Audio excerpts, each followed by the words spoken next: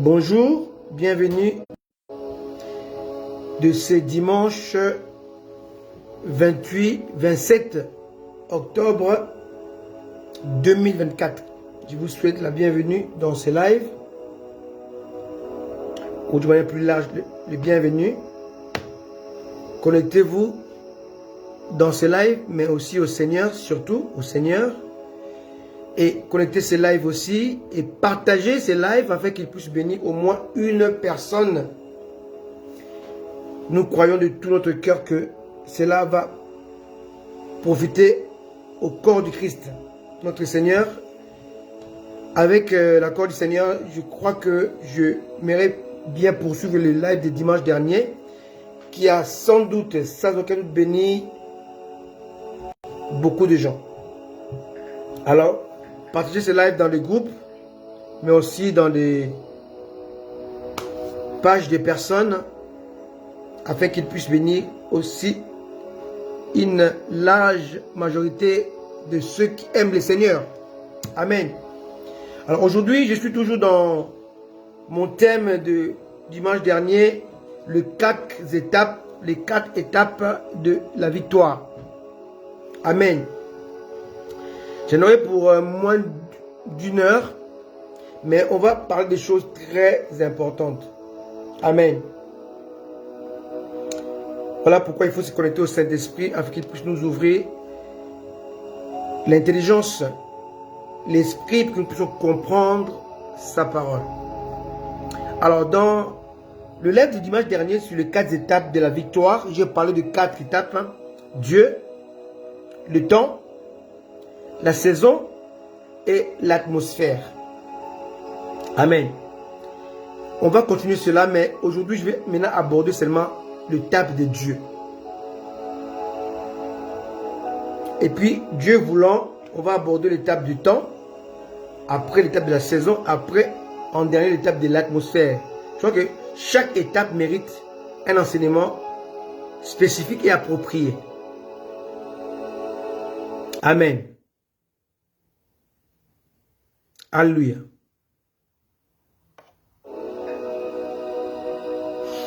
Alors, aujourd'hui, l'étape de Dieu,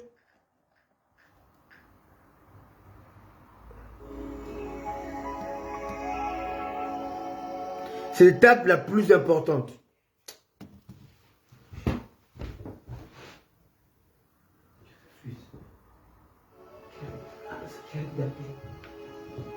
Alléluia. L'étape de Dieu, c'est l'étape la plus importante.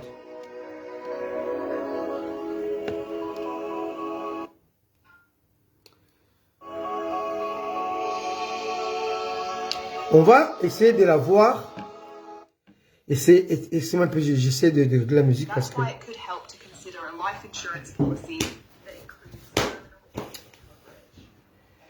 j'essaie un peu de la musique parce que c'est très important d'écouter la musique lorsque nous partageons la parole de Dieu.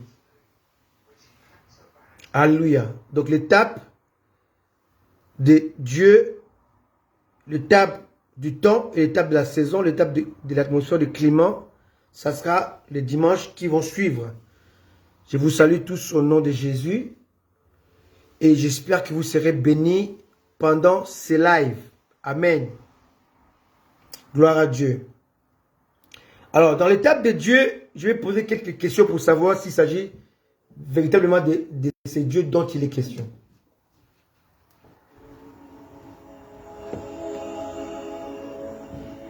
Alléluia.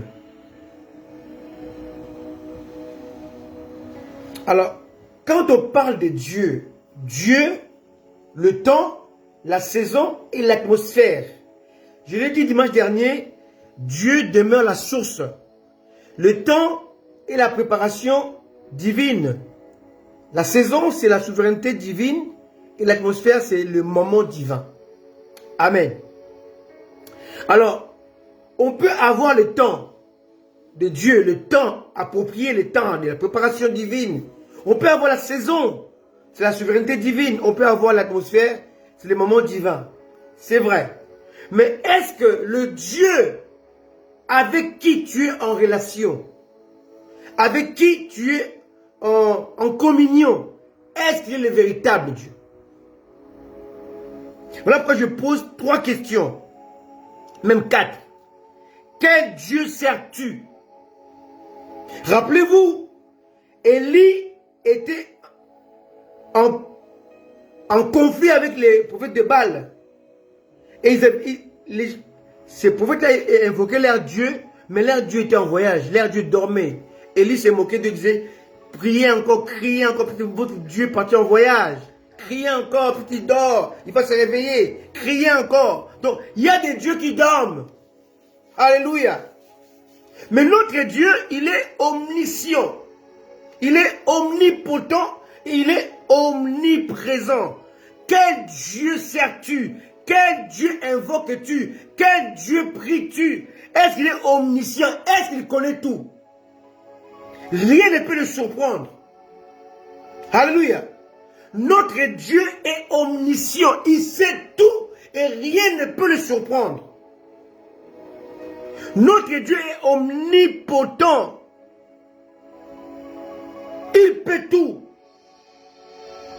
Il ne peut être bloqué par quoi que ce soit. Il est omnipotent. Il peut tout. Et notre Dieu, il est omniprésent. Il est partout à la fois. Quelqu'un a prêché un jour, Dieu est même en enfer. Ça a choqué les gens. Mais il n'y a pas un endroit dans l'univers où Dieu n'est pas. Parce que l'univers entier se trouve en Dieu. Donc si l'enfer est quelque part dans l'univers, donc l'enfer est en Dieu. Jesus Christ. Alléluia. Tout est en Dieu. Il n'y a rien qui existe dans l'univers qui n'est pas en Dieu. Or, l'enfer sera dans un endroit de l'univers. Quelque part. Or, c'est quelque part, c'est devant Dieu. Alléluia. Donc, Dieu est omniprésent. Quel Dieu sers-tu? Est-ce qu'il est omniscient? Il sait tout. Omnipotent, il peut tout. Omniprésent, il est partout. Si ton Dieu que tu sais ne possède pas ces 3 atouts, omniscient, omnipotent, omniprésent, alors il n'est pas le Dieu de la Bible. Alors il n'est pas mon Dieu. Il n'est pas le Dieu véritable. Deuxièmement, quel Dieu adores-tu? Premièrement, c'est Dieu que tu dois adorer doit être le Dieu qui a donné son Fils. Or, les musulmans disent et affirment que leur Dieu n'a pas de fils. Ne peut pas concevoir. Or, le Dieu de la Bible a dit dans sa parole, Dieu a tant aimé le monde qu'il a donné son Fils unique. Si le Dieu que tu adores n'a pas livré son Fils, n'est pas le vrai Dieu alors. Pour les Juifs, le Dieu qu'ils adorent est le Dieu de l'ancienne alliance, qui n'avait pas de fils. Il n'avait pas donné encore le Fils. Et même le Messie, Machia, qui arrive, est un envoyé de Dieu, n'est pas le Fils de Dieu. Donc un Dieu qui n'a pas de fils n'est pas le Dieu de la Bible. Les Juifs ont un vrai Dieu, mais un Dieu du passé. Or, notre Dieu, il dit, avant qu'Abraham fût, je suis.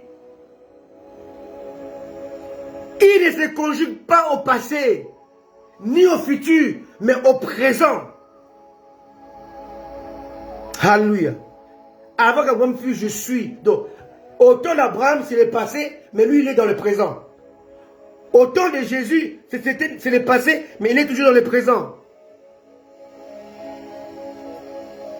Quel Dieu adores-tu? Deuxièmement, c'est lui qui ne se lasse de pardonner. Est-ce que ton Dieu, c'est quelqu'un, c'est une personne, c'est un esprit qui est colérique? qui est coléreux, qui détruit les gens, qui punit. Mais notre Dieu, celui de la parole que nous prêchons, il est un être qui ne se lasse de pardonner. Troisièmement, quel Dieu adores-tu? Celui que nous prions, il est le Dieu qui défend les pauvres, qui défend les veuves, qui défend les faibles, qui défend les orphelins. Si ton Dieu, comme les dieux de Congo, il voit les veuves violées, il ne fait rien. Il voit les faibles maltraités, il ne fait rien. Il voit les orphelins dans la rue, il ne fait rien. Il voit les pauvres, les passés s'enrichissent au détriment des pauvres, des veuves, des faibles, des orphelins. Il ne sait pas le vrai Dieu. Alléluia. Congolais, Quinois, vous devez revoir votre Dieu, car le Dieu que vous servez, vous êtes des pasteurs, des hommes de Dieu, mais les pauvres ne vous disent rien. Les veuves ne vous disent rien. Les faibles ne vous disent rien. Dans la rue aujourd'hui au Congo, à Kinshasa, dans tout le Congo d'ailleurs, RDC, il y a des enfants de rue qu'on appelle les Chégués. Ces enfants-là sont le résultat des églises. C'était autrefois ce qu'on appelait les enfants sorciers. C'est à cause des églises que les enfants sont dans la rue. Car il y a des sectes au Congo qui supposaient que les enfants sont les enfants sorciers, il faut les chasser de la maison, des familles. Et beaucoup d'églises avaient adopté cette doctrine. Aujourd'hui, le Congo est incontrôlable à cause des enfants des rues, autrefois appelés enfants sorciers. Quel est ce Dieu que vous servez qui rend les enfants, enfants de rue, enfants sorciers? Où est la puissance de Dieu qui est plus puissant que la sorcellerie? C'est Dieu-là que tu sers, ce n'est pas le vrai Dieu. Le Dieu que tu sers est celui qui guérit, qui délivre et qui sauve. La finalité, ce n'est pas seulement la guérison, ce n'est pas seulement les miracles. La finalité de tout, c'est le salut. Le Dieu qui délivre, qui guérit et qui sauve. Il va te délivrer pour le salut.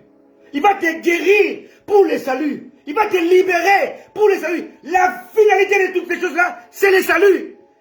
Si c'est Dieu que vous servez, il peut guérir, il peut libérer, il peut délivrer. Mais qui ne sauve pas n'est pas le vrai Dieu. Alléluia.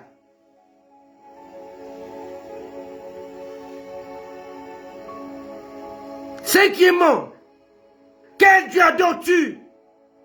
Le Dieu qui ressuscite les morts. Paul a dit, si les morts ne ressuscitent pas dans 1 Corinthiens 15, c'est que votre foi elle est vaine. Et vous êtes des gens les plus malheureux de toute la terre. Notre Dieu est le Dieu de résurrection des morts. Parce que Jésus-Christ est ressuscité. Alléluia. Alléluia. Sinon, s'il n'y a pas de résurrection, alors vivons, dansons, réjouissons-nous. Parce que demain nous mourrons. Mais si le Dieu c'est un Dieu de résurrection, donc après la vie sur la terre, il y a une autre vie.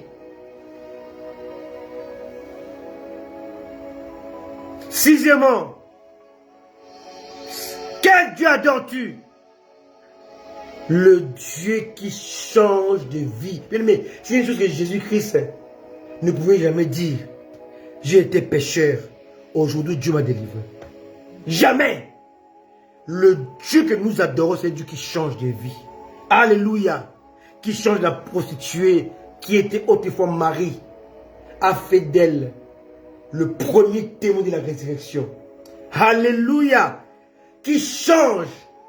Alléluia. Le meurtrier, l'assassin, Saul de Tarse, devenu apôtre Paul.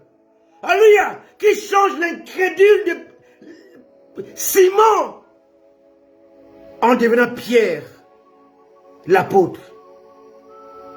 C'est ça le Dieu qui change de vie. C'est ce Dieu-là que nous adorons. Deuxièmement, quel Dieu suis-tu? Tu suis quel Dieu? Celui qui conduit dans le chemin dont il est lui-même. Alléluia! Alléluia! Mahomet a dit, je connais les chemins, je vais vous montrer les chemins. Bouddha a dit, je cherche les chemins. Tous les prophètes savaient quelque chose au sujet du chemin. Mais lui a dit, je suis le chemin. Alléluia. Alléluia. Quel Dieu suis-tu? Le Dieu qui est lui-même le chemin qui sauve, le chemin qui libère, le chemin qui a franchi. Quel Dieu suis-tu? Celui qui introduit dans la vérité absolue, dont il est lui-même l'incarnation. Alléluia. Alléluia. Le Dieu qui est lui-même la vérité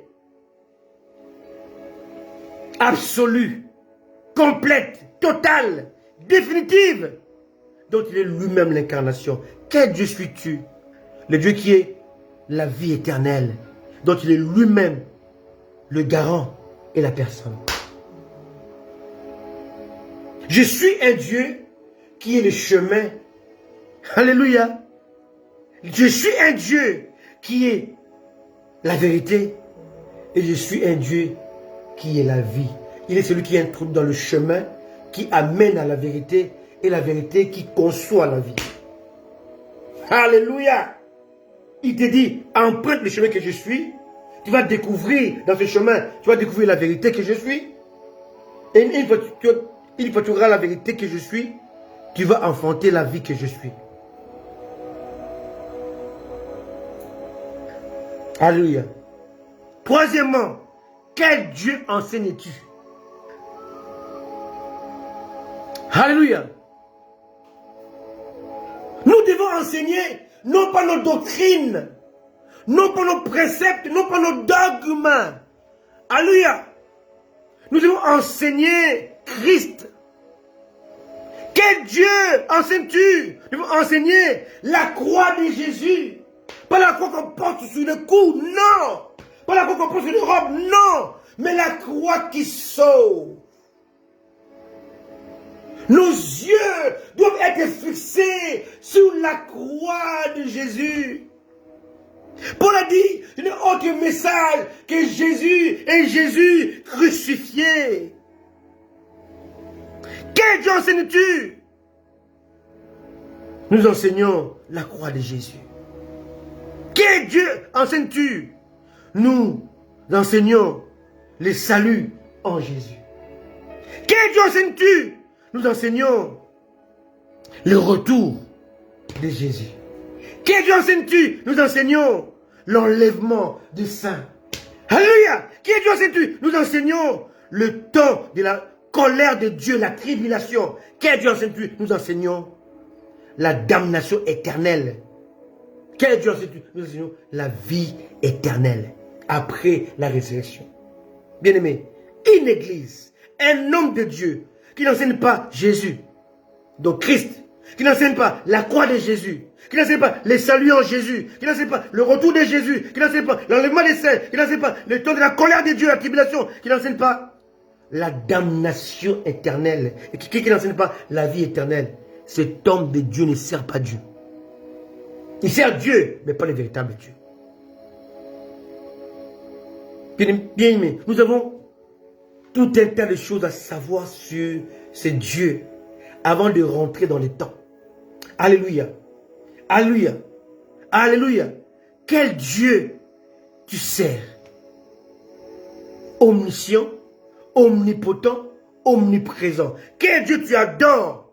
Le Dieu qui a envoyé son Fils unique. C'est le véritable Dieu. Il y a plusieurs dieux. Mais le Dieu que tu enseignes doit avoir une référence. Il a donné son Fils. Ce Dieu-là pardonne sans se lasser. Il défend le veuve, les orphelins, le faible et les pauvres. Il guérit, il délivre, mais la fidélité, il sauve. Ce Dieu-là ressuscite les morts. Ce Dieu-là change les vies des hommes. Voilà le véritable Dieu. Quel Dieu suis-tu? Le Dieu qui est lui-même le chemin, qui est lui-même la vérité et qui est lui-même la vie. Quel Dieu enseignes-tu? Le Christ, la croix de Jésus, le salut éternel, le retour de Jésus, l'enlèvement des saints, la tribulation, la damnation éternelle et la vie éternelle. Voilà les dieux que nous devons servir. Bien aimés. Et ces dieux-là, on doit les connaître. La Bible dit dans Jean, lisons-le. Jean 8, verset 32. Vous connaîtrez la vérité et la vérité vous affranchira. La vérité affranchit lorsqu'on la connaît. Or, le même connaître ici dans Jean est exactement le même verbe que nous voyons dans Genèse. Adam connut Ève. Donc, le même connaître ici, employé dans le grec, est le même verbe employé dans l'hébreu. Dans Genèse, Adam connut Ève. Hein? C'est écrit dans Genèse. Laissez-moi vous lire ça. Genèse, chapitre 4, je crois. Chapitre 4, verset 1. Adam connut Ève, sa femme, elle conçut et enfanta. Alléluia. Donc, lorsque nous connaissons Dieu, première chose, nous devons concevoir. Deuxième chose, nous devons accoucher. Jesus. Donc, la connaissance produit la conception. Donc, la conception de Dieu est la conséquence de la connexion de la connaissance. My goodness. Je ne peux pas connaître, pardon, concevoir, si je ne connais pas. Christian connu Élu. Élu enfanta Elisha. Christian connu Élu enfanta Johanna. Christian connu Élu enfanta Emmanuel. C'est la connaissance. Et dans cette connaissance, les deux partenaires, donc Christian et Élu, se sont dépouillés. Chacun a enlevé sa singularité. Il est plus singleton. Il rentre dans un lieu de mariage. Et le mariage, c'est l'alliance. Donc, dans la connaissance, il y a un tout. Je me débarrasse de mon passé. Je rentre dans le présent avec quelqu'un qui fait la même chose. My goodness. Amen. Hallelujah. Et Christ va libérer la semence et il va libérer les ovocytes. Les deux vont concevoir la bénédiction. Donc, lorsque tu connais, tu l'as abandonné. Lorsque Dieu voulait bénir Abraham, il a dû changer. Dans Yahweh, Y comme Yod, H comme E, Vav et H. Vous voyez que dans Yahweh, il y a deux H. Dieu a joué le deux H dans les deux couples. Dans Abraham, Dieu a joué les H. Dans Sarai, il a enlevé les I, il a ajouté les H. Donc, les deux ont bénéficié des ajouts de Dieu. Tu ne peux pas concevoir si tu n'as pas l'ajout de Dieu. My goodness. C'est très important. Donc, la connaissance est une expression d'abandon. Donc, l'homme doit abandonner. Le Saint-Esprit doit quitter le trône et doit venir sur la terre pour couvrir Marie. Donc, Dieu a abandonné le ciel pour venir couvrir Marie. Oh, alléluia.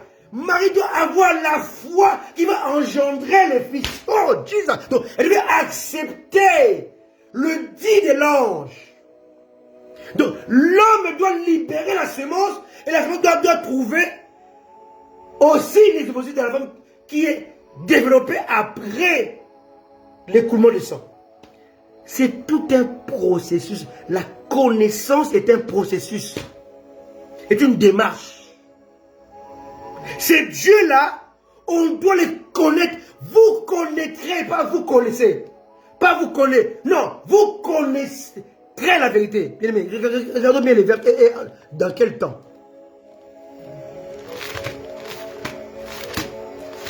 Jésus parle au présent, hein? Il parle au présent, mais il va utiliser le verbe au futur.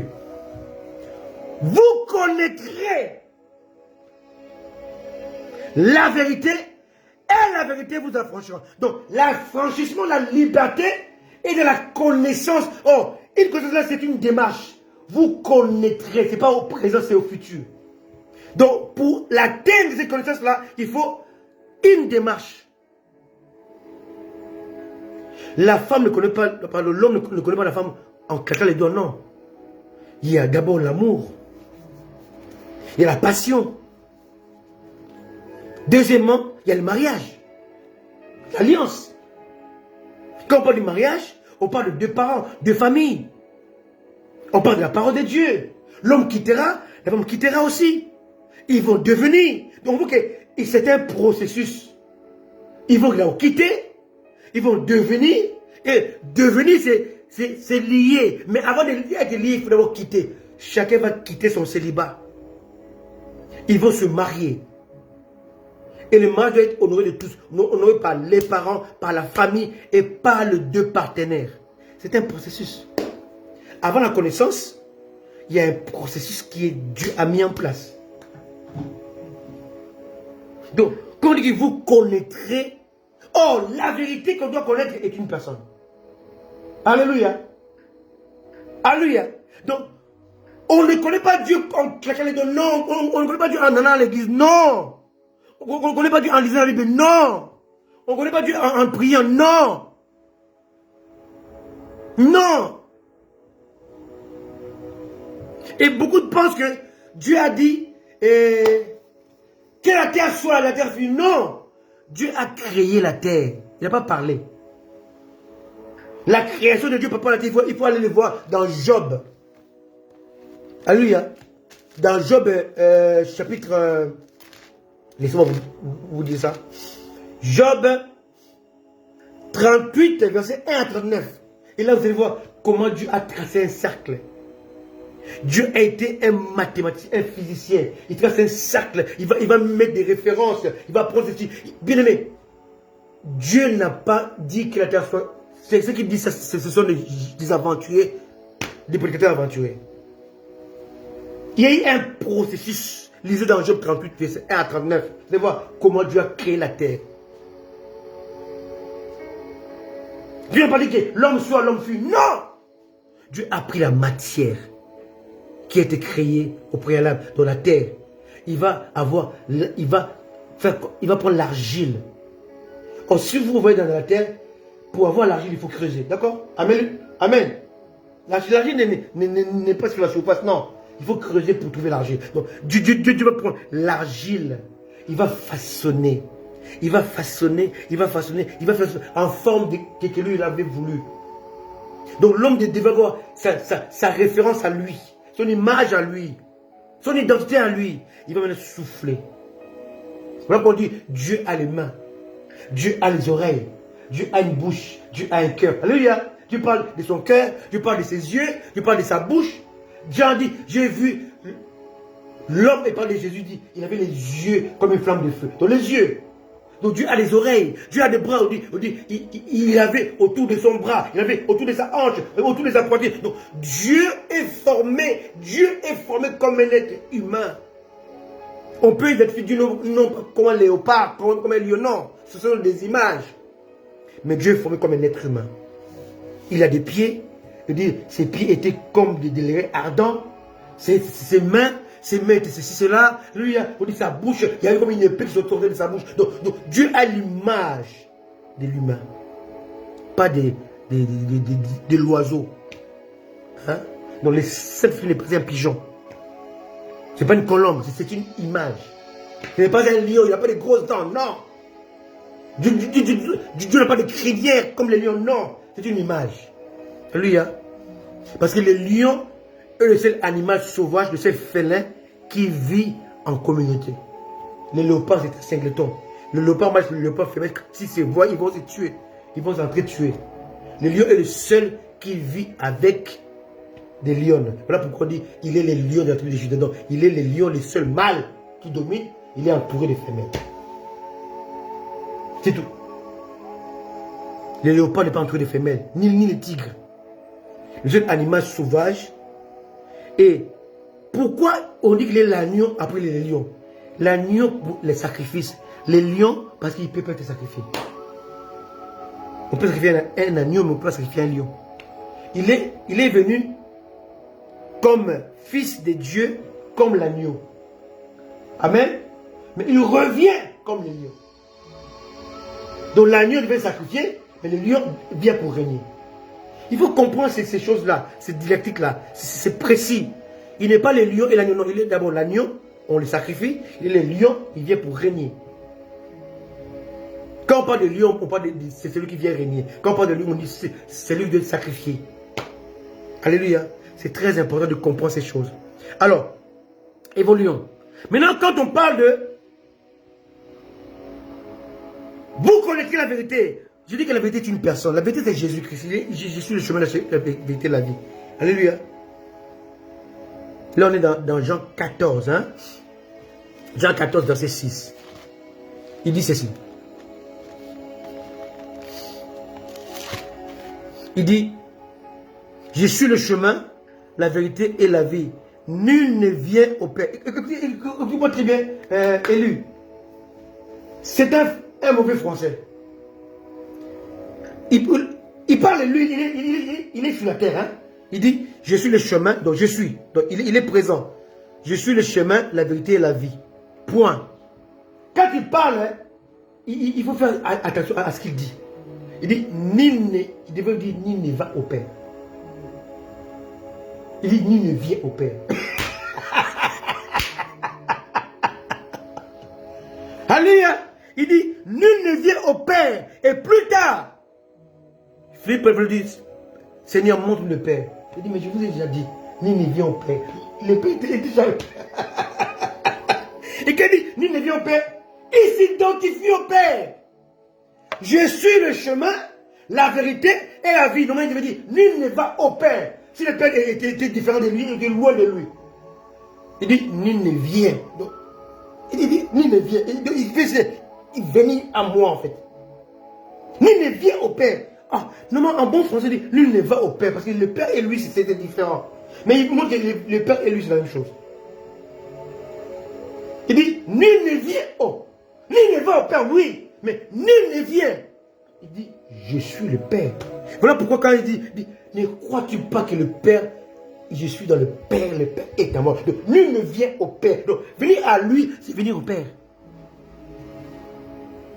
En bon français, nul ne va au Père. Parce que le Père et lui sont différents. Mais il montre que c'est lui-même le Père est en lui. Il dit, nul ne vient à moi. Il dit, nul ne vient au Père que par moi. Donc, il faut me connaître pour connaître mon Père. Il dit, celui qui a le Fils a le Père. Celui qui n'a pas le Fils n'a pas le Père. Parce que pour aller au Père, il faut aller à lui. Jesus Christ. Alors, dans la connaissance de la parole ou de la vérité, il y a plusieurs choses à connaître. Alors, je vais vous amener dans les épîtres de Paul. Hein, et là, il va expliquer c'est quoi la vraie connaissance. On va aller dans Philippiens. Je crois qu'aujourd'hui, je vais m'arrêter là. Je crois qu'on peut même aller plus loin. Mais je donnerai deux témoignages et je finirai par là. Allons-y dans Philippiens. Philippiens 3.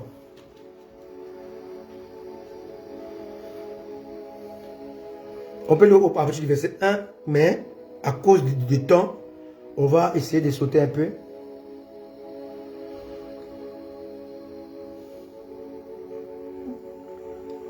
Commençons au verset 3. Car vous êtes morts et votre vie est cachée avec Christ en Dieu. Maintenant, je veux que nous puissions comprendre un peu ce que Paul veut nous apprendre. Hein. Alors, Philippiens 3. Ah, pardon. Oh là là. Je suis dans Colossiens. Philippiens 3. Pardon. Philippiens 3. Oui, Philippiens 3. Voilà. Lisons à partir du verset 7.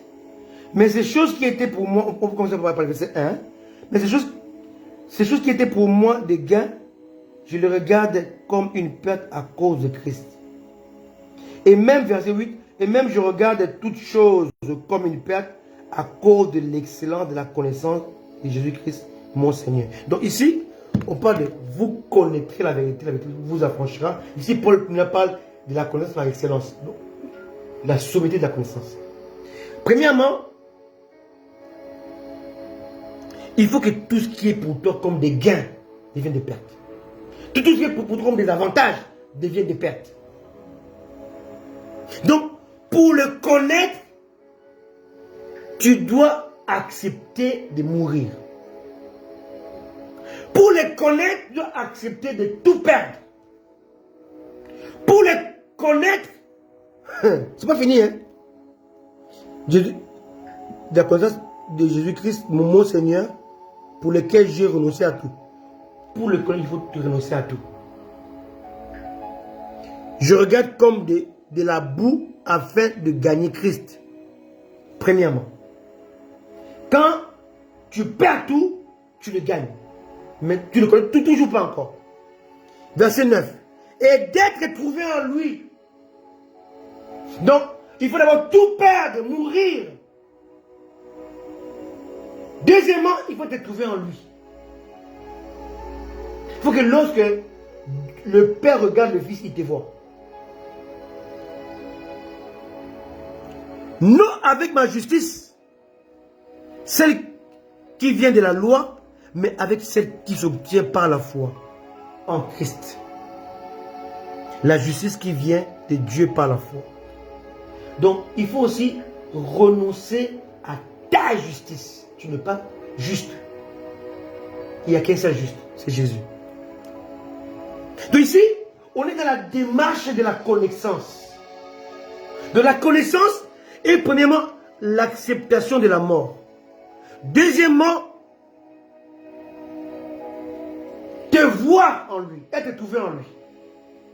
Et là, c'est le verset le plus puissant de toute la Bible. Pour moi, c'est 1 Corinthiens 6, 17. C'est lui qui s'attache au Seigneur et est avec lui un seul esprit. Alléluia.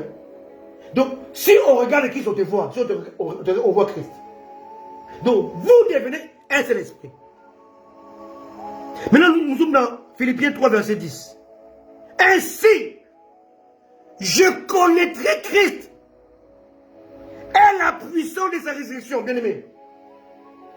Quand on parle de la puissance de la résurrection, on parle du Saint-Esprit. Donc, tu deviens ami avec le Saint-Esprit. Ce serait pas là. Et la communion de ses souffrances, bien aimé. On doit te trouver à la croix. La communion de ses souffrances, en devenant conforme à lui, dans sa mort, pour parvenir, si je puis, à la résurrection d'entre les morts. Bien aimé, c'est tellement costaud l'idée de connaître Dieu. Alors, j'ai regardé une émission hier. Un certain pasteur s'appelait John. Cet homme-là était avec son pasteur. À l'époque, il n'était pas encore prêté, c'était un simple frère. Dieu lui a dit de jeûner pendant un certain temps. Il devait le préparer pour une mission. Après, une femme est venue voir son pasteur, dit, je prie dans une église, il y avait 300 personnes. Le pasteur est resté. Lui, le pasteur, sa femme et un frère. Tout le monde est parti. Y compris elle était partie. A quitté l'église. L'église a quitté de 300 à 3 personnes. Dans une ville. Alléluia. Le Seigneur est parti demander l'aide pour faire que l'église redevienne. Il y a une attaque des sorciers satanistes. Et le pasteur a appelé les frères John en question. John a dit non, moi j'ai une mission que Dieu m'a dit de préparer dans la prière. Après, le pasteur a dit, c'est pas grave, je cherche quelqu'un d'autre. Après, Dieu lui dit, va voir ton pasteur, dit que tu vas faire cette mission-là. Il a accepté la mission. Il est parti. Ils sont allés dans cette ville-là, il y avait tellement des hommes, des démons, des hommes démoniaques, des gens de l'occultiste, des occultistes, qui avaient envoyé une vague des attaques contre cette église-là, qui avait 300 membres. Ils ont resté à 3. Et là, la femme qui est partie chercher l'aide, il faisait partie des gens qui étaient partis, dès 1997. Alléluia. Ils commençaient à prier. Ils avaient un groupe de 12 personnes. Ils ont commencé à prier et à prêcher dans la rue. Et Dieu commence à faire des miracles. Au bout de quelques temps, un temps très court, je crois 1 mois, l'église là était redevenue de 3, ils sont montés à 200. Ils sont allés dans la ville suivante, ils ont fait pareil. Ils ont combattu les forces des ténèbres. Ils ont réussi à planter une autre église. Ils sont dans la 3e ville pour planter maintenant 3 églises locales. C'est maintenant que Dieu va parler à ce pasteur John. Dieu lui a montré Jérémie 7 pour lui dire qu'il ne cherchait pas assez. Dieu lui a montré Romains 1 pour dire que il était carrément quelqu'un qui connaissait la vérité mais qui l'exploitait mal. Et Dieu lui a fait des reproches terribles. Il lui a montré Romains 1. Vous savez, dans Romains 1, là où Dieu dit inexcusable. Hein? Attendez, je vais vous lire ça.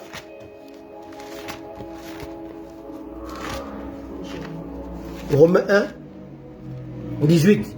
La colère de Dieu se lève, se révèle du ciel contre toute impiété et toute injustice des hommes qui retiennent injustement la vérité captive. Il s'est dit, mais moi je prêche la vérité. Je dis, non, tu retiens la vérité captive. Alléluia. Il dit, car ce qu'on peut connaître de Dieu est manifesté pour eux. Dieu leur a fait connaître. En effet, les perfections invisibles de Dieu, sa puissance éternelle et sa divinité se voient comme à l'œil nu depuis la création du monde quand on le considère dans ses ouvrages. Ils sont inexcusables car ayant connu Dieu, ils ne l'ont point glorifié comme Dieu et ne lui ont point rendu grâce, mais se sont égarés dans leurs pensées et leur cœur, sans intelligence a été plongé dans les ténèbres. C'est vantant d'être sages, ils sont devenus fous. Ils ont changé la gloire de Dieu incorruptible en image représentant l'homme corruptible, des oiseaux, des quadrupèdes et des reptiles. C'est pourquoi Dieu les a livrés à leur impureté, selon le convoitise de leur cœur.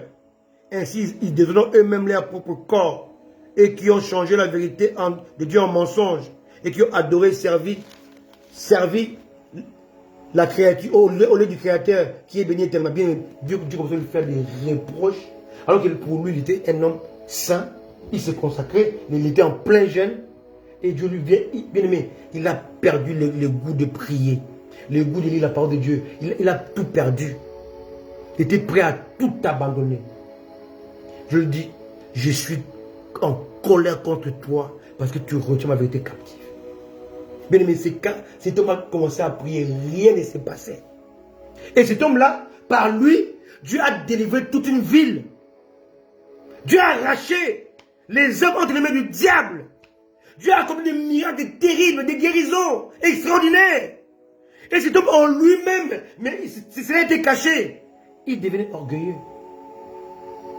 Alléluia. Il avait des pensées négatives. Un homme qui a réussi à remonter l'église des 300 qui étaient tombés à 3 personnes, à remonter ça à 200 personnes.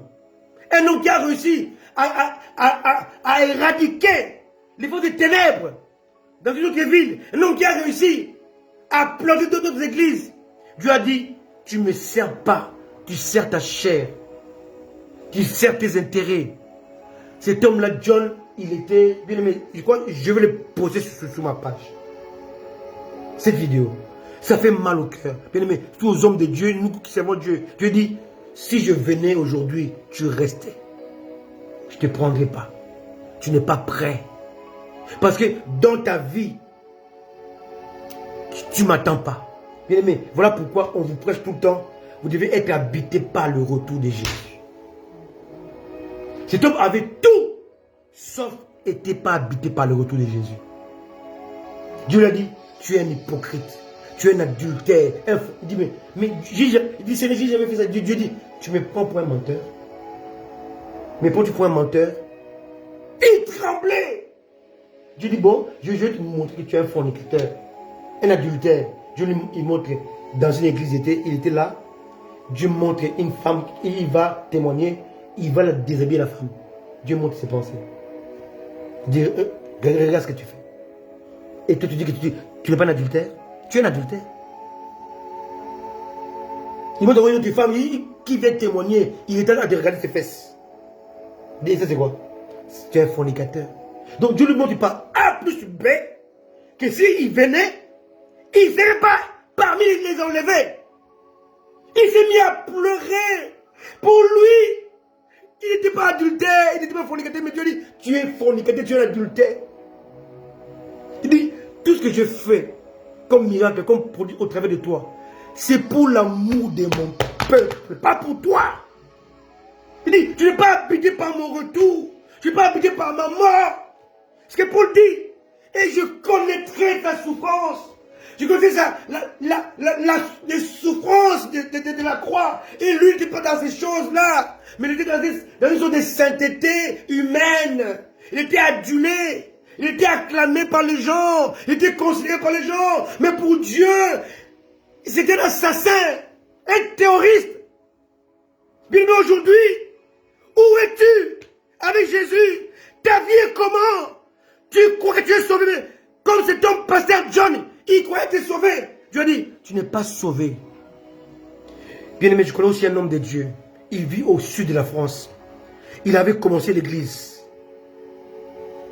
L'église était à la maison. Il était une dizaine. Au bout de 2 ans, ils sont devenus 3000. Au bout de 5 ans, ils sont devenus 5000. 10 ans après, l'église était florissante au sud de la France. J'ai lu ce témoignage à moi-même. Et cet homme-là, lui qui a témoigné de ce que je suis en train de vous dire. Jésus lui est apparu. Jésus lui a dit, dans votre église, il n'a pas dit dans mon église, dans votre église, vous avez une idole et vous l'appelez Jésus. Mais ce n'est pas moi. Il dit quoi? Dieu dit, dans votre église, vous avez une idole, vous appelez Jésus, mais ce n'est pas moi. Parce que votre Jésus accepte l'adultère. Votre Jésus accepte la fornication. Votre Jésus accepte le péché. Moi, ces choses-là, je les hais. Ce pasteur-là a dit, mes amis, j'ai remis en question 20 ans de ministère. En un seul jour. Et toi, tu te tapes la poitrine, moi, j'ai 20 ans. J'ai 40 ans de... Bien aimé, aujourd'hui, il y a un pasteur au Congo, il dit qu'il a 40 ans de ministère. Mais aujourd'hui, on l'a attrapé en train de monter un complot. 40 ans de ministère dans l'eau. Il commence à demander pardon. Bien aimé, Dieu n'est pas un être humain. Dieu n'est pas un être humain. C'est pasteur de la France et c'est pasteur John, un Nord-Américain.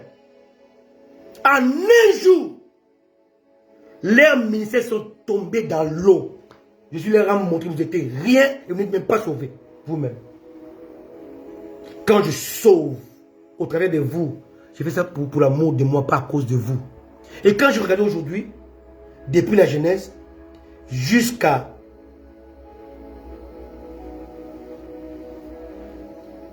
David, Dieu n'a pris que les cultivateurs. Adam était cultivateur. Parce que Adam, si vous regardez dans Genèse chapitre 4, quand il a conçu Caïn et Abel, il y a un qui était laboureur, l'autre était berger. Oh, les cultivateurs, c'est celui qui fait les deux.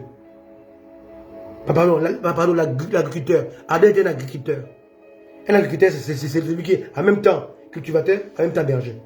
Caïn était cultivateur, Abel était berger. Adam était un cultivateur. Quand Dieu l'a chassé, il dit, va cultiver la terre. Donc Adam était un agriculteur, pardon, les deux. Un agriculteur, c'est celui qui gère les deux. Les cultivateurs et les bergers. Quand Jésus-Christ est né, les premières personnes qui étaient avisées, c'était les bergers.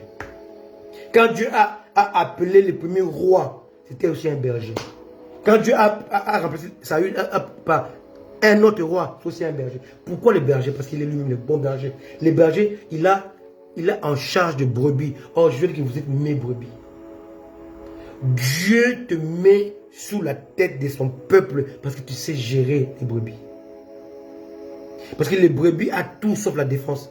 Il ne sait pas se défendre. Il a besoin de son berger. Voilà pourquoi les bergers ont un bâton qui joue deux rôles.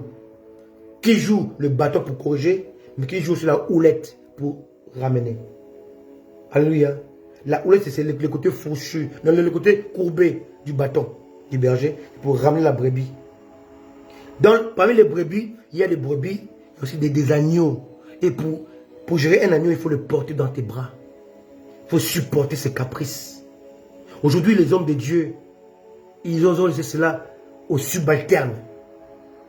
Quand il dit, je suis un homme de Dieu dans mon église. Dieu dit dans mon église. C'est déjà un péché. Jésus a dit, je bâtirai mon église. Bien aimé, aujourd'hui, si les pasteurs John et les pasteurs du sud de la France revenaient vous dire ce que Jésus leur a dit, beaucoup parmi nous ne sont pas sauvés. Y compris moi-même. Voilà pourquoi aujourd'hui je parle que connaître Dieu c'est quoi? On ne peut pas le connaître si on n'évalue pas, on ne pèse pas. Alléluia. On ne pèse pas la souffrance de la croix. La souffrance de Christ a commencé à Gethsémani. C'est là où la sueur de son front est devenue comme des grumeaux de sang. Parce que Golgotha s'est joué à Gethsémani. Sans Gethsémani, il n'y a pas de Golgotha. Alléluia. Et sans Golgotha, il n'y a pas de résurrection. Alléluia. Vous connaîtrez la puissance de sa résurrection, la souffrance de Golgotha qui a commencé à Gethsémani. Mon âme est triste. Est-ce que tu conçois Dieu comme Jésus? Ou tu conçois Dieu pour ta propre gloire, ton identité, ton élévation? Jésus revient bientôt. Est-ce que tu es habité par le retour de Jésus? Est-ce que toujours avant de dormir, tu as peur de rester? Si ce n'est pas le cas, tu n'es pas encore sauvé. Tu sers Dieu pour ton ventre. Tu sers Dieu pour ta grandeur. Tu sers Dieu pour ton orgueil. Tu sers Dieu pour ta fierté. Jésus était prêt à donner sa vie pour les brebis. Est-ce que tu es prêt? Je vais effleurer cela. Les 4 étapes de la victoire. Premièrement, Dieu. Deuxièmement, le temps. Troisièmement, la saison. Quatrièmement, l'atmosphère. On est dans Dieu. Quel Dieu sers-tu? Je l'ai dit tout à l'heure. Alléluia. Et je m'arrête là aujourd'hui. Quel Dieu sers-tu? Quel Dieu sers-tu? Je l'ai dit tout à l'heure au début. Ceux qui n'étaient pas là, je l'ai dit, vous allez revoir l'image. Quel Dieu sers-tu? Est-ce que tu sais les dieux omnipotents, omniscients, omniprésents? Quel Dieu adores-tu? Le Dieu qui a donné le Fils unique? Le Dieu qui pardonne sans se lasser? Le Dieu qui aime, qui protège la veuve, l'orphelin, les faibles, les pauvres? Quel Dieu adores-tu? Le Dieu qui guérit, qui délivre et qui sauve. Dans le salut, il y a guérison, délivrance, liberté. Quel Dieu sers-tu? Le Dieu qui ressuscite les morts? Quel Dieu adores-tu? Le Dieu qui change de vie des hommes? Quel Dieu suis-tu? Le Dieu qui est en même temps le chemin, en même temps la vérité, et en même temps la vie. Quel Dieu enseignes-tu? Jésus, Jésus-Christ, la croix de Jésus, le salut, le retour de Jésus, l'enlèvement des saints, la tribulation, la damnation éternelle et la félicité éternelle. Quel Dieu sers-tu? Tu le sers de quelle manière? Pour te glorifier, pour être connu, pour être appelé pasteur, bishop, apôtre, ou tu sers Dieu comme un esclave? Alléluia. Alléluia. Jésus revient bien aimé. Si on ne fait pas attention, beaucoup parmi nous vont rester. Parce qu'ils croient déjà arriver. On les appelle des papas, des daddies, des bishops, des apôtres. Mais en réalité, ils ne sont pas. Dieu ne le reconnaît pas. Il a dit au pasteur John, voilà pourquoi je vous dirai, je ne vous ai jamais connu. Alors que vous avez fait des miracles à mon nom. Alors que vous avez fait des guérisons à mon nom. Alors que vous avez accompli des choses à mon nom. Je ne vous ai jamais connu parce que vous n'êtes pas habité par ma souffrance. Vous n'êtes pas habité par mon retour. Vous n'êtes pas habité par l'amour des âmes. Jésus revient bientôt. Soyez conséquents. Moi élu, nous serons toujours là pour vous amener, ainsi dit l'Éternel, le Seigneur, la parole révélée. Soyez conséquents, Jésus revient bientôt. À très bientôt. Rendez-nous un service. Partagez-nous ces lives. Et nous croyons qu'il va bénir au moins une personne. À très bientôt pour la suite. On parlera du temps. On parlera de la saison. Et on parlera de l'atmosphère. Que Dieu vous bénisse. À très bientôt. Bonne semaine et bon dimanche. Bye.